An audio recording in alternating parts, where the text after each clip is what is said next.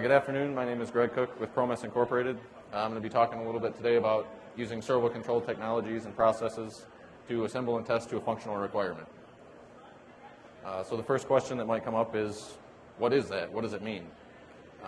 Basically what it is directly measuring a functional characteristic of a part during the assembly operation, using that criteria to define whether the assembly is good or bad and control the process. So you're looking at a real easy one to imagine that I'll show you in a few minutes is like assembling a pair of pliers. You're actually measuring the amount of effort it takes to open and close those pliers. So what type of applications can benefit from it? There's a couple different groups, one being consumer products where a customer can feel how a product is performing. So you've got things like hinges, steering systems, car doors with the hinges. You've also got products where a standard dimensional measurement won't necessarily tell you whether or not the part is going to function as you need it to. So, how does using the servo-controlled technology differ from traditional methods? If you kind of look at how assembly operations have evolved over the years, the early days you got the hammer and anvil, kind of evolved into arbor presses and then on into hydraulics. Those are not as controlled as servo systems, not as easy to measure these functional characteristics with. So with those traditional methods, basically what you do is you make components of the assembly to tolerance, arrange those parts in the orientation they need to be for assembly, and then you just push them until they're together. The underlying principle there is that if all the components are to tolerance, then the assembly should work. But how do you really know? And what if it doesn't? Does tightening the tolerances really guarantee you that the part will function properly? So, talk now about why we want to use servo technology. What does your customer care about when you're making an assembly? If you're making a door hinge, does your customer care that you had a really, really tight tolerance on those hinge components if the car door won't open? So using the servo-controlled technology will let you know 100% that every assembly will function as it comes off the line. So talk about how we use this technology.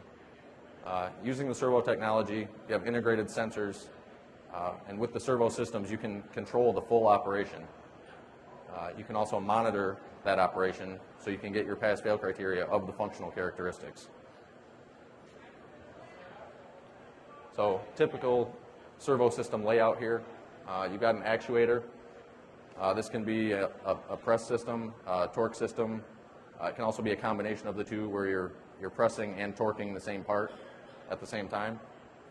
You've got a signal conditioner to take in a load cell or a torque transducer signal. Control system, and then some type of HMI for you to interface with. So press systems you can see available in a wide range of sizes to handle almost any application that you would have, even up into the higher force ranges that you would traditionally think of as being strictly hydraulic territory.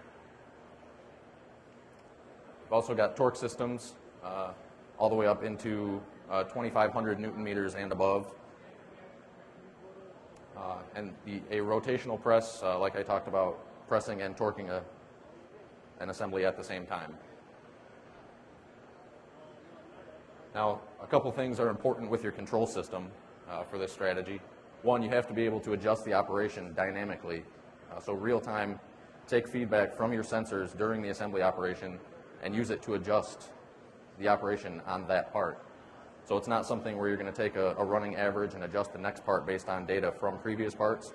You're actually going to be measuring a part as you're producing it and adjust the assembly operation for that specific part. You also want to have a control system that will allow you to collect data so you can have a full record of every part produced, along with traceability information if you have a serial number, time and date, lot number. So that'll allow you, years down the road, if there is a failure with the assembly, you can go back, pull up the data for it, and say, this part worked when we produced it. So 3 types of feedback you get with the system. You got indirect part measurement, direct part measurement, and then functionality data, which is what we really want to get to. The indirect part measurement is going to be using transducers like a load cell torque transducer, where you're pressing to a force, pressing to a torque, things like that. Direct part measurement, where you're going to be using a probe, pressing to a certain dimension, making a part to spec. Again, this is something that might be helpful. Won't necessarily guarantee you that the assembly will work when it's out in the field. So, to get around that, assembling to a function, there are a few things you need to keep in mind when you're building a station. One, you want to hold or fixture the part in the assembly station as it will be in the field. So if you're making a door hinge, the hinge has 2 mounting points where you're going to mount it to a frame. You want to use those same 2 connection points in the assembly station, so you make sure you see all the same forces, same reactions from the assembly that it will have in the field. You also want to design the station to simulate the function of the part in the field.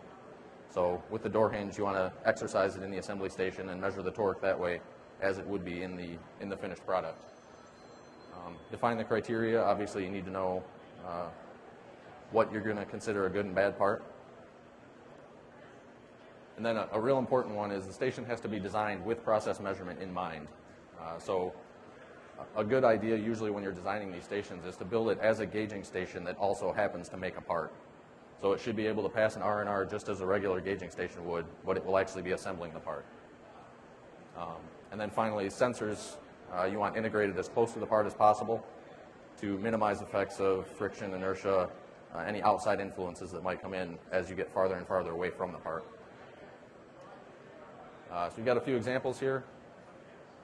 This one, not completely assembling to a function, but what we're actually doing here is measuring a pinion and bearing lash that directly affects the torque coming out of the differential. This is a little closer to assembling to a function, where you see up top here we have a press system. Down below we'll actually have a torque system. So we'll form the ball joint here, then rotate and measure the torque coming from the ball joint. And what we can do then with our control system is take that torque feedback and say it's not taking enough torque. We can hit it again with the press to form it a little more. Measure the torque again.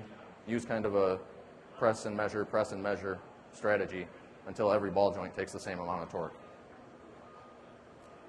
Another real easy one to picture with a similar type of strategy here with a pair of pliers. Forming the pair of pliers, you've got the 2 halves connected by a rivet. What you want to do here, come down with the press, and form that rivet, and then down below another torque system. And you can actually actuate the pliers to simulate what the customer would feel as they're using the pliers. So the same type of thing, form the rivet, actuate the pliers and measure the torque, and keep pressing until every pair of pliers you make takes the same amount of torque. This is another example, a real-life application that we did, actually measuring the fluid flowing through a pressure relief valve. We had a customer come to us who was making these valves with a 1,000 psi plus or minus 200 psi tolerance. So you've got a 20% of the full range just in the tolerance, which was not good enough for their customer. That was using a traditional method, just pressing to a dimension. So what we were able to do here is, using a pressure sensor fed back into our control system, feed fluid through as we press the valve together, and basically just tell the press to stop pressing once it gets to our desired pressure.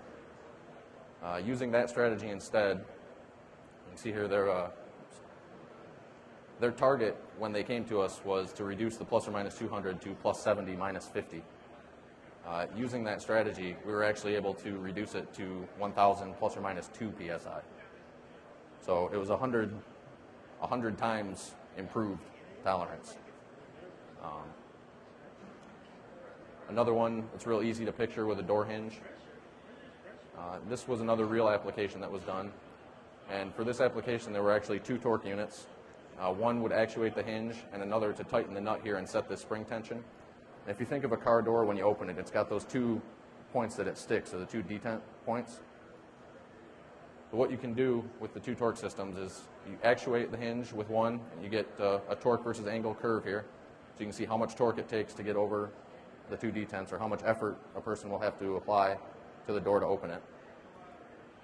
And then you can tighten or loosen that nut depending on if the torque was high or low. So the end result being every car door you make, or every door that you're making with this hinge, will take the same amount of effort to open, which is really what you want as a manufacturer. You want a very consistent process. And I think one final application,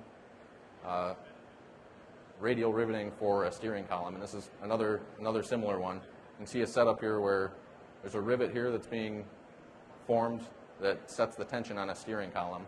And you can see over here there's a press system that's actuating that steering column after the rivet's formed. So using that same press and measure strategy with the control loop, you can form that rivet, actuate to measure the effort, and kind of slowly work your way down to a target effort value to actuate that steering column. So see the benefits of assembling to a functional requirement. You make a part to a functional specification, you know that the assembly will work every time, which will lead to higher quality parts and a lower scrap rate. You can also assemble and gauge in one station, which will allow you to eliminate some other stations. And you've got a full record of every part produced. So some other cost savings that may not be quite as obvious. Like I said, it may allow you to eliminate end-of-line gauge stations, which can eliminate floor space taken up, eliminate extra labor, lower the time it takes you to get your parts out the door, reduce part handling, smaller footprint. Also with the higher quality, reduced warranty costs, since you know every part works. And as a result, your customers will have increased confidence in your products. So I guess just one final thing to think about. How would you feel if you knew every part you produced worked as soon as it came off the line? Any questions?